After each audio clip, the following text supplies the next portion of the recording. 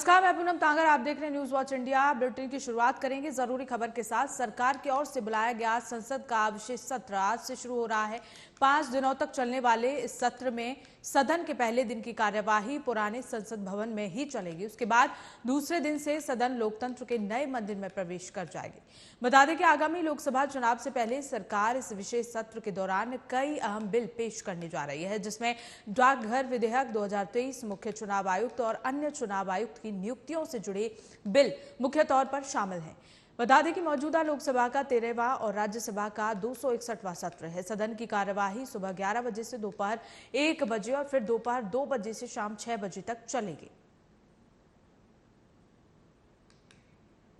तो आज संसद का विशेष सत्र आज से शुरू हो रहा है। पहले दिन की कार्यवाही पुरानी संसद भवन में ही होगी और कल से नए संसद भवन में कार्यवाही शुरू हो जाएगी। 5 दिनों तक ये विशेष सत्र चलेगा और ऐसे में कयास ये लगाए जा रहे हैं कि जो सरकार है वो कई बिल जो है वो पेश कर सकती है। इसी खबर को लेकर हमारे सहयोगी ओमशील हमारे साथ जुड़ गए हैं, उनसे जान लेते हैं। ओमशील, आज से विशेष सत्र की शुरुआत हो रही है, 5 दिनों तक ये विशेष सत्र चलेगा, क्या कुछ सरकार की ओर से तैयारी है? पूनम, ये विशेष सत्र 5 दिनों की है और ये सत्र में 18 से लेकर के 22 सितंबर तक चलने वाली है ये सत्र, जिसमें कि जो नया संसद भवन बना है उसकी भी अब शुरुआत होगी और उस पर भी चर्चा होगी। आज प्रधानमंत्री 11 बजे, ऐसा अनुमान जताया जा रहा है कि 11 बजे तक प्रधानमंत्री लोकसभा से अपने भाषण की शुरुआत करेंगे और पीयूष गोयल राज्यसभा से करेंगे, क्योंकि ये जो 75 साल का जो पूरा दौर बीता है इस पुराने संसद भवन में, उसका भी उल्लेख किया जाएगा। और कल जो गणेश चतुर्थी है 19 सितंबर, काफी शुभ दिन भी माना जाता है देश के लिए। तो उस दिन नए संसद भवन में इसकी शिफ्टिंग होगी और जितने भी सांसद हैं कल पहले इस पर फोटो शूट होगा, उसके बाद इस पर नए सिरे से नए संसद भवन में चर्चा होगी। अब सवाल ये है कि किन बिंदुओं पर चर्चा होगी, जो ये विशेष सत्र बुलाया गया है, किस कौन कौन से बिल आने हैं। तो कई ऐसे बिल हैं। अब विपक्ष ये अनुमान लगा रही थी कि ये जो बिल आने हैं एक देश एक चुनाव पे आएंगे, पर ये इसलिए खारिज हो जाता है क्योंकि ये जो सरकार ने कमेटी बना दी है एक देश एक चुनाव को लेकर। अब उस कमेटी की बैठक 23 सितंबर को होनी है। तो कहीं ना कहीं ये सवाल काफी अहम इसलिए हो जाता है कि अगर 23 सितंबर को अगर उस कमेटी की बैठक होने वाली है तो वो चीज कमेटी की बैठक में से निकल के सामने आएगा और तो संसद में बिल कैसे पहले पारित हो सकता है। तो कई ऐसे बिंदु है, कई ऐसे सवाल है जिसको लेकर विपक्ष भी अक्सर है उस सवाल को रखने के लिए संसद में। और जो 2-4 बिल है जो सरकार दावा कर रही है कि हम बिल पेश करेंगे 20 और 21 तारीख को, 20 से 22 तारीख के बीच में। तो वो देखने वाली बात होगी कि इस बीच में कौन कौन से बिल आने वाले। बिल्कुल ओम, संसद के विशेष सत्र का जब से ऐलान किया था विपक्ष लगातार हमलावर था सरकार पर, और आज क्या लगता है किन मुद्दों को लेकर विशेषकर आज विपक्ष जो है वो हमला कर सकता है सरकार पर? कई मुद्दे हैं पूनम, चाहे हम वो बात करें जो अभी पहले तो आपको समझना होगा कि ये जो अभी चुनावी मौसम है इसको लेकर भी कई विपक्षी दल है संसद में होंगे जो अपना राजनीति भी चमकाना चाहेंगे और सरकार को उससे टैकल करके वो संसद की कार्यवाही को बाधित ना होते थे उसे सही दिशा में पहले उनको करना पड़ेगा। कई महत्वपूर्ण सवाल हो जाते हैं क्योंकि अभी आपको पता होगा कि राहुल गांधी की सदस्यता भी बहाल हो गई है। तो अब ये भी देखने वाली बात होगी कि अब जो कांग्रेस है और जो राहुल गांधी है उनका क्या रोल होता है उसमें। अब इससे पहले वाले जो सत्र चल रहा था उस पर जो प्रधानमंत्री ने अपना जो भाषण दिया उस पर मणिपुर के जिक्र हुआ, तो ये जो विपक्ष थी वो वॉकआउट कर गई संसद भवन से। तो इस तरीके का विरोध और इस तरीके की तमाम चीजें देखने को ना मिले। पूरा देश यही अनुमान जताया जा रहा है कि अब जो भी चीजें आए जो जो भी बिल आए सरकार के विपक्ष के समर्थन से आए, और जो नए संसद भवन में शिफ्टिंग हो रही है, क्योंकि पूनम संसद भवन लोकतंत्र का मंदिर कहा जाता है। अब लोकतंत्र के मंदिर की शिफ्टिंग और लोकतंत्र की मंदिर को उसका नई जगह पर शिफ्टिंग, ये काफी महत्वपूर्ण हो जाता है। और ये जो 75 साल का ये कार्यकाल जो बीता है, प्रधानमंत्री भी कहते हैं जो 75 साल का ये जो कार्यकाल बीता है, वो कहीं ना कहीं ये काफी अहम हो जाता है। उसका बिल्कुल, हम अगर बात की जाए कि पहले दिन की शुरुआत पुराने संसद भवन से होगी, लेकिन बाद में नए संसद भवन में इसको शिफ्ट कर दिया जाएगा, ऐसा क्यों? जी पूनम, इस पर भी कई सवाल उभरे थे, जो कि सरकार का इस पर यही कहना था कि जो 19 तारीख में ये गणेश चतुर्थी का दिन है, तो भारतीय परंपरा से भी अगर हम देखें और हिंदू रीति रिवाज से भी देखें, तो वो दिन काफी शुभ माना जाता है। और जो ये गणेश चतुर्थी है, उस दिन इसको हम ये करेंगे, उस दिन से हम इसकी शुरुआत करेंगे। अब इसमें सवाल ये, क्योंकि जो पहला दिन है, पहला दिन 18 तारीख इसकी किया गया विशेष सत्र का, क्योंकि पहले दिन जो प्रधानमंत्री हैं वो वहां पर 11 तारीख को, मतलब ये माफ कीजिएगा, आज 11 बजे अपने भाषण की शुरुआत करेंगे, जिसमें उनका मुद्दा कोई बिल पेश करना या फिर वो नहीं होगा, ऐसा अनुमान लगाया जा रहा है, ऐसा कयास लगाया जा रहा है। उनका मुद्दा ये होगा कि ये जो 75 साल बीते इस पुराने संसद भवन में, जितने भी पुराने सांसद आए इस संसद भवन में, और जो जो बिल महत्वपूर्ण बिल, अहम बिल पास हुआ, और संसद की कार्यवाही में काफी जी बिल्कुल, ओम, कई बिल आज पेश होने हैं, लेकिन जो सबसे ज्यादा चर्चाओं में बना हुआ है एक राष्ट्र एक चुनाव, इसे आप किस तरह से देखते हैं? ओम, तो चलिए, बहुत बहुत शुक्रिया ओम हमारे साथ जुड़ने के लिए। ओम किसी तकनीकी खराबी की वजह से हमारे साथ संपर्क नहीं उनका जुड़ पा रहा है। तो आज संसद का विशेष सत्र शुरू हो रहा है आज से, ऐसे में कई बिल संसद में पेश होने हैं, जिन्हें लेकर विपक्ष भी तैयार है और सरकार भी। खबरों में आगे बढ़ेंगे। शिवसेना को लेकर उद्धव और शिंदे गुट के बीच जारी विवाद पर सुप्रीम कोर्ट में आज सुनवाई होने जा रही है। बता दें कि सुप्रीम कोर्ट 2 याचिकाओं पर सुनवाई करेगा, जिनमें एक याचिका शिंदे गुट को पार्टी के नाम और सिंबल का इस्तेमाल करने से जुड़ी है, वहीं दूसरी एकनाथ शिंदे गुट के 16 विधायकों को अयोग्य घोषित करने की मांग से जुड़ी हुई है और पुनर्विचार याचिका है, जिसे उद्धव ठाकरे गुट के नेता सुनील प्रभु ने दाखिल किया था। बता दें कि इसी साल एकनाथ शिंदे ने पार्टी से बगावत की थी। इसके बाद बीजेपी के साथ मिलकर राज्य में सरकार बनाई और खुद मुख्यमंत्री बन गए। इसके बाद शिंदे ने शिवसेना पर अपना दावा कर दिया था। बाद में चुनाव आयोग ने एकनाथ शिंदे गुट को असली शिवसेना मान लिया। साथ ही शिंदे गुट को शिवसेना का नाम और चिन्ह को इस्तेमाल करने की इजाजत दे दी थी।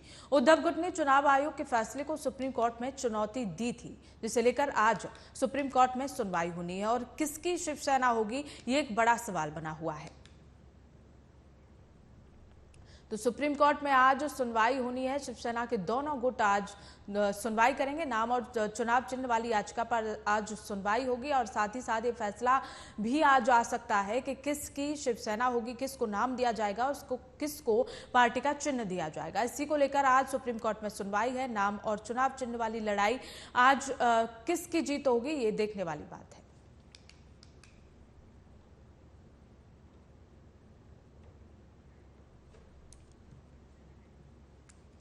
खबरों में आगे बढ़ेंगे। हैदराबाद में चल रही कांग्रेस कार्य समिति की बैठक में मल्लिकार्जुन खड़गे ने कहा कि महात्मा गांधी को सबसे उचित श्रद्धांजलि 2024 में बीजेपी को सत्ता से बाहर करना होगा।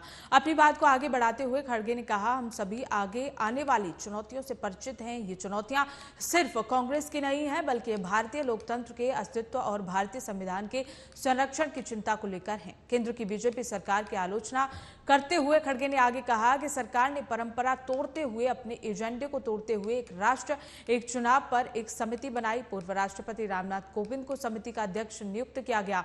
उन्होंने कहा कि बीजेपी शासन के तहत पिछले 10 सालों में आम लोगों के सामने चुनौतियां कई गुना बढ़ गई हैं। प्रधानमंत्री गरीबों, किसानों, मजदूरों, महिलाओं और युवाओं की चिंताओं की बात नहीं करते हैं। मल्लिकार्जुन खड़गे ने केंद्र सरकार पर जमकर हमला बोला, परंपरा को तोड़ने का केंद्र सरकार पर आरोप लगाया और कहा कि हमें अथक परिश्रम करना चाहिए। ये सारी बातें कांग्रेस अध्यक्ष मल्लिकार्जुन खड़गे ने बैठक में कही। मल्लिकार्जुन खड़गे ने कहा कि लगातार परंपरा को सरकार तोड़ रही है और इसके लिए हमें अथक परिश्रम करना पड़ेगा।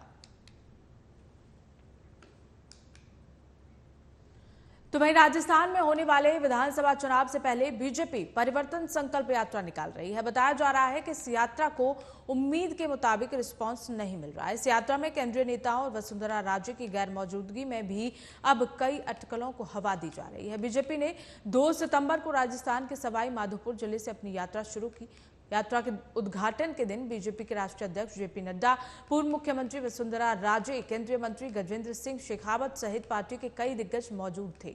हालांकि जैसे जैसे यात्रा राज्य के विभिन्न जिलों से होकर आगे बढ़ रही है, लोगों की प्रतिक्रिया पार्टी के लिए चिंता का विषय बन गई है। इस यात्रा की बड़े हिस्से में जहां बीजेपी का शीर्ष केंद्रीय नेतृत्व मौजूद नहीं रहा, वहीं राजस्थान की पूर्व मुख्यमंत्री वसुंधरा राजे ने भी गैर मौजूद रहने का फैसला किया है। परिवर्तन संकल्प यात्रा सवाई माधोपुर, नागौर के मेधाता, कुचामन और राज्य के दूसरे हिस्सों में निकाली जा चुकी है, लेकिन वसुंधरा की अनुपस्थिति की वजह से रिस्पांस बेहद धीमा है, जिससे अफवाहों को बल मिल रहा है कि पूर्व मुख्यमंत्री पर्याप्त महत्व नहीं दिए जाने से नाराज हैं। यात्रा के अब तक के बड़े हिस्से में सार्वजनिक बैठकों के दौरान खाली कुर्सियां, भीड़ की अनुपस्थिति और पार्टी कैडर के उत्साह की कमी देखी जा रही है।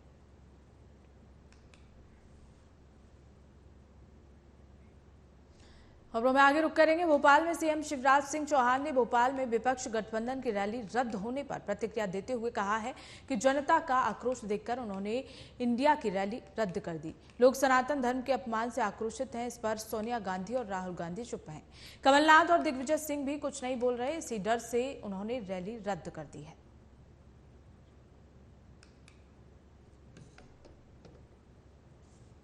एक तो जनता का आक्रोश देख के उनने इंडी की रैली कैंसिल कर दी।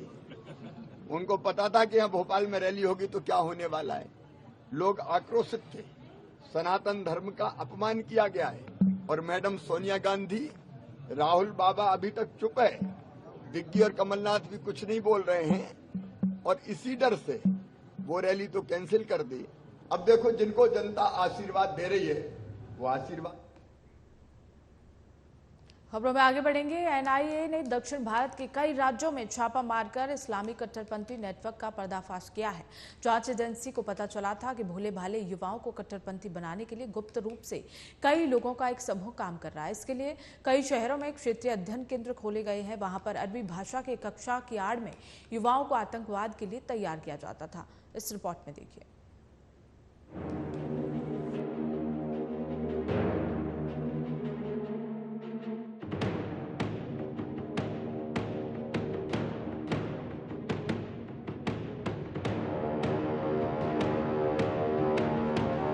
दक्षिण भारत के कई राज्यों में एनआईए की छापेमारी में आतंकवाद की पाठशाला को लेकर बड़ा खुलासा हुआ है। कार्रवाई के तहत एनआईए ने तमिलनाडु और तेलंगाना में लगभग 30 संदिग्ध आईएसआईएस सेंटर्स पर छापेमारी की है। बीते साल कोयम्बटूर में एक प्राचीन मंदिर में धमाका हुआ था।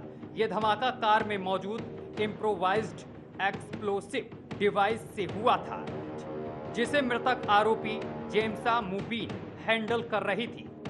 मुबीन और उसके सहयोगियों ने आतंकी हमले के जरिए इस्लाम को नहीं मानने वालों से बदला लेने की शपथ ली थी।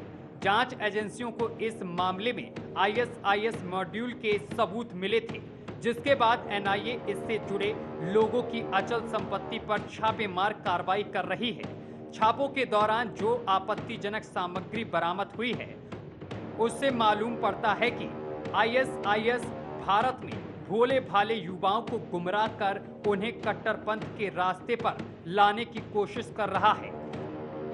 युवाओं की भर्ती के लिए नए नए तरीके खोजे जा रहे हैं। इसके लिए विभिन्न शहरों में स्टडी सेंटर खोले गए हैं।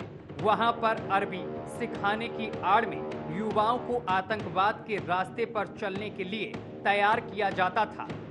युवाओं को खिलाफत विचारधारा का प्रचार प्रसार के लिए प्रेरित और तैयार किया जाता था। जांच एजेंसियों के मुताबिक बाद में संस्थाओं से निकले युवा आतंक के रास्ते पर चलकर देश की अखंडता और एकता को तोड़ने की कोशिश करते हैं। छापेमारी में भारतीय और विदेशी मुद्रा के साथ साथ कई डिजिटल उपकरण और दस्तावेज जब्त किए गए हैं। छापेमारी में मोबाइल फोन, लैपटॉप और हार्ड डिस्क बरामद किया गया है।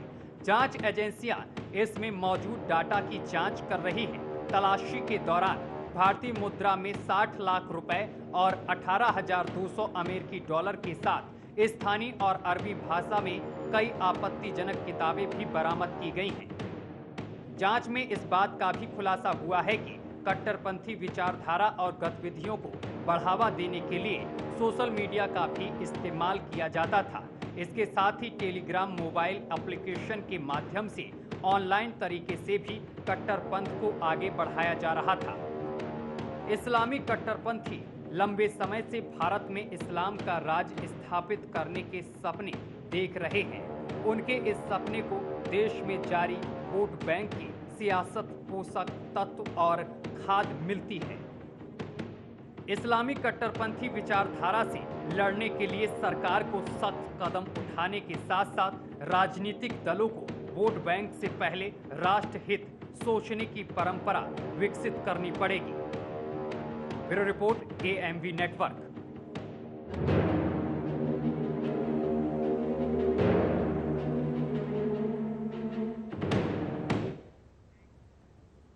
तो वहीं दिल्ली में वर्ल्ड क्लास इंफ्रास्ट्रक्चर की दिशा में एक और मील का पत्थर तैयार हो गया है। राजधानी के द्वारका में प्रगति मैदान में हाल में तैयार भारत मंडपम से भी बड़ा कन्वेंशन सेंटर का उद्घाटन प्रधानमंत्री मोदी ने कर दिया है। रिपोर्ट देखिए।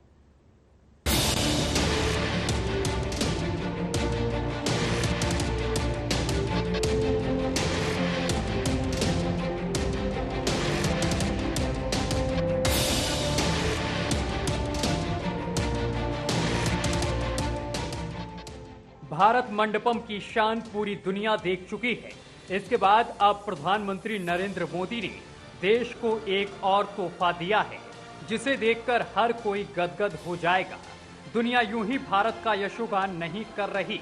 अब भारत आधुनिक दुनिया में निर्माण के नए नए इमारत गढ़ रहा है और यशोभूमि इसका ही एक उदाहरण है। दिल्ली के द्वारका में वर्ल्ड क्लास कन्वेंशन सेंटर बनकर तैयार है। इस अंतर्राष्ट्रीय एक्सपो सेंटर को यशोभूमि IICC नाम दिया गया है। इसके पहले फेज का उद्घाटन प्रधानमंत्री नरेंद्र मोदी ने अपने जन्मदिन के मौके पर कर दिया है। इस कन्वेंशन सेंटर G20 की मेजबानी करने वाले भारत मंडपम से बड़ा होगा। इसे भारत की भविष्य की जरूरतों को पूरा करने के लिए डिजाइन किया गया है। इसके खासियत के बारे में हम आपको बताते हैं। यशोभूमि में क्या है खास? दुनिया के बड़े MICE में से एक। कई प्रदर्शनी हॉल, अन्य सुविधा उपलब्ध। 8.9 लाख स्क्वायर मीटर क्षेत्र में फैला है। कन्वेंशन सेंटर का एरिया 73,000 वर्ग मीटर। मेन ऑडिटोरियम के अलावा 14 कन्वेंशन रूम, 11,000 लोगों के बैठने की क्षमता, देश का सबसे बड़ा LED डिस्प्ले। प्लेनरी हॉल में 6,000 लोग बैठ पाएंगे। 8 मंजिल का है कन्वेंशन सेंटर। सबसे आधुनिक ऑटोमेटिक सीटिंग सिस्टम, दुनिया का सबसे बड़ा प्रदर्शनी हॉल, हर आधुनिक सुविधा से लैस है यशोभूमि। इसके शुरू होने के बाद G20 जैसे बड़े आयोजन यहां भी आयोजित किए जा सकते हैं। इसे प्रगति मैदान का विकल्प माना जा रहा है। यह देश का सबसे बड़ा कन्वेंशन सेंटर है। इस कन्वेंशन सेंटर में मुख्य ऑडिटोरियम, ग्रैंड बॉल रूम सहित 15 कन्वेंशन रूम और 13 कॉन्फ्रेंस रूम शामिल हैं, जिसमें कुल 11,000 लोगों को समाहित करने की क्षमता है। इसके ऑडिटोरियम में ऑटोमेटिक सीटिंग सिस्टम बनाया गया है, जो जरूरत के अनुसार एक सपाट फर्श या फिर सीढ़ी नुमा बन जाता है, जहां ऑडिटोरियम की शैली में लोग बैठ सकते हैं। बात करें इसके मुख्य ऑडिटोरियम कन्वेंशन सेंटर की, और यहां लगभग 6,000 मेहमानों के बैठने की क्षमता है। वहीं ग्रैंड वॉल रूम में लगभग 2,500 मेहमान एक साथ बैठ सकते हैं। इसके अलावा इसमें एक ओपन एरिया भी है, जिसमें 500 लोग बैठ सकते हैं, जबकि 8 मंजिलों में फैले 13 कॉन्फ्रेंस रूम में विभिन्न स्तरों की बैठकें आयोजित की जा सकती हैं। यशोभूमि में दुनिया के सबसे बड़े प्रदर्शनी हॉल हैं। इन प्रदर्शनी हॉल्स का उपयोग प्रदर्शनियों, व्यापार मेलों और व्यावसायिक कार्यक्रमों की मेजबानी के लिए किया जाएगा। इस सेंटर का पहला चरण बनकर तैयार हो गया है। मार्च 2025 तक यह पूरी तरह से बनकर तैयार हो जाएगा। यशोभूमि की खासियत मीडिया रूम, वीवीआईपी लॉन्च, अत्याधुनिक वाटर ट्रीटमेंट प्लांट और सूचना केंद्र के अलावा टिकट काउंटर भी होगा। कन्वेंशन सेंटर का ग्रैंड वॉल रूम पत्ते के आकार का है। जब यशोभूमि के सभी चरणों का काम पूरा हो जाएगा तब ये एशिया का सबसे बड़ा कन्वेंशन सेंटर बन जाएगा। हाल फिलहाल में दिल्ली के प्रगति मैदान में बने भारत मंडपम की चर्चा पूरी दुनिया में देखने को मिली है। इसके बाद यशोभूमि दुनिया की सबसे बड़ी MICE सुविधाओं में शुमार होगा। Bureau report, AMV network.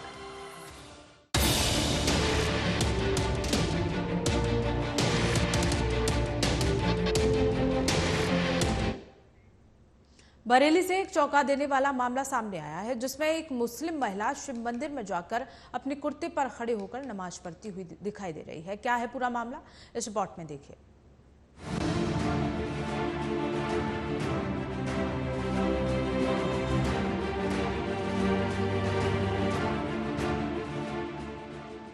सनातन धर्म, सनातन संस्कृति, सनातन परंपरा की धज्जियां उड़ाना कुछ कट्टरपंथी लोगों का एकमात्र मकसद बन चुका है। कभी हिंदू देवी देवताओं का मजाक बनाना तो कभी हिंदू देवी देवताओं की प्रतिमा को नष्ट करना सिर्फ कुछ लोगों की जीवन शैली बन चुकी है। अगर बात की जाए पूजा पाठ को लेकर तो कई मामले ऐसे भी निकल के सामने आए हैं जिनमें मंदिरों में पूजा करने के बहाने से कुछ असामाजिक तत्व गलत करतूत कर घटना को अंजाम देते हैं। तो वहीं कुछ मामले ऐसे भी आए हैं जहां अपना भगवान समझकर पूजा जाता हो। आज हम आपको यूपी के बरेली की रिपोर्ट दिखाएंगे, जिसमें महिला शिवजी के सामने नमाज पढ़ रही है। वैसे पुरानी कहानियों में बताया गया है कि जो अंत और अनंत है वो सनातन धर्म है और शिव की शक्तियों से पूरा ब्रह्मांड में ओम नाम गूंजता है। कहा यह भी जाता है कि मक्का मदीना में भी शिवलिंग है, जिसमें करोड़ों की संख्या में मुसलमान वहां जाकर माथा टेकते हैं। लेकिन आज हम आपको यूपी के बरेली में स्थित शिव मंदिर में बैठकर नमाज पढ़ने वाली महिला से मिलवाएंगे और साथ ही सनातन धर्म के तंत्रों और मंत्रों का मजाक उड़ाने वालों से भी मिलवाएंगे। पहले ये वीडियो आप ध्यान से देखिए।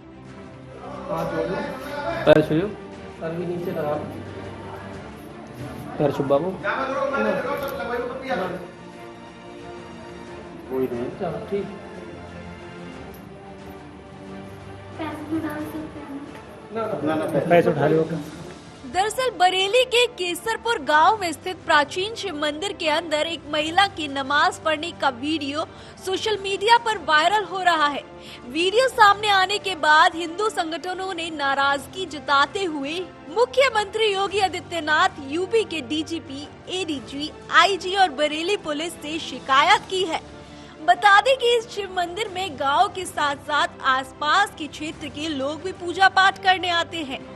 गांव निवासी मृतक जाकिर हुसैन की पत्नी सजना और उसकी बेटी शबीना सेदपुर गांव की मजार में जाती रहती है। जाकिर हुसैन की मौत के बाद उनके घर में परेशानियां चल रही थी, जिसके चलते परेशानियों को दूर करने के लिए दोनों आए दिन मजार पर जाकर दुआ करती थी। जानकारी के अनुसार मजार में रहने वाले चमन शाह नाम की युवक ने माँ बेटी से कहा कि आप अगर मंदिर में जाकर नमाज पढ़ेंगी तो आपकी इच्छा पूरी हो जाएगी। इस बात को लेकर दोनों माँ बेटी केसरपुर के प्राचीन शिव मंदिर में नमाज पढ़ने पहुँच गयी। मंदिर में मुस्लिम महिलाओं को नमाज पढ़ता देख वहां मौजूद हिंदू समुदाय के लोगों ने उनकी वीडियो बना ली। इसके बाद ट्विटर के माध्यम से मामले की शिकायत जनपद के आला अधिकारियों से की गई। साथ ही मामले की जानकारी थाना पुलिस को भी दी। प्राचीन शिव मंदिर में मुस्लिम माँ बेटी द्वारा नमाज पढ़ने की सूचना पर थाना की पुलिस मौके पर पहुंच गई। पुलिस ने दोनों को हिरासत में लेकर पूछताछ की, जिसके बाद पास के ही मजार में रहने वाले चमन शाह का नाम सामने आया। पुलिस ने चमन शाह को हिरासत में लेकर पूछताछ शुरू कर दी है। हालांकि महिला का कहना है कि उसे मजार के मोब ने यहां पर भेजा था। बेटी कई दिनों से भूत प्रेत की जद में आ गई थी। काफी इलाज कराया लेकिन वह ठीक नहीं हुई। तो पास के ही गांव में मजार है, उसकी मुतवाली ने शिव मंदिर में तंत्र मंत्र के जरिए भूत प्रेत खत्म करने की बात कही। खैर ये पहली बार नहीं है, इससे पहले भी धार्मिक स्थानों पर नमाज पढ़ने का मामला सामने आ चुका है। कुछ ही दिनों पहले हापुड़ में चंडी रोड स्थित श्री चंडी देवी मंदिर में नमाज पढ़ने का मामला सामने आया था। आए दिन इस तरह की खबरें सामने आती रहती है। वह किसी बड़ी साजिश की ओर इशारा करती है। सरकार के साजिश की जड़ों तक पहुंचने के लिए ठोस और व्यापक रणनीति के साथ काम करना होगा। Bureau report, AMV network.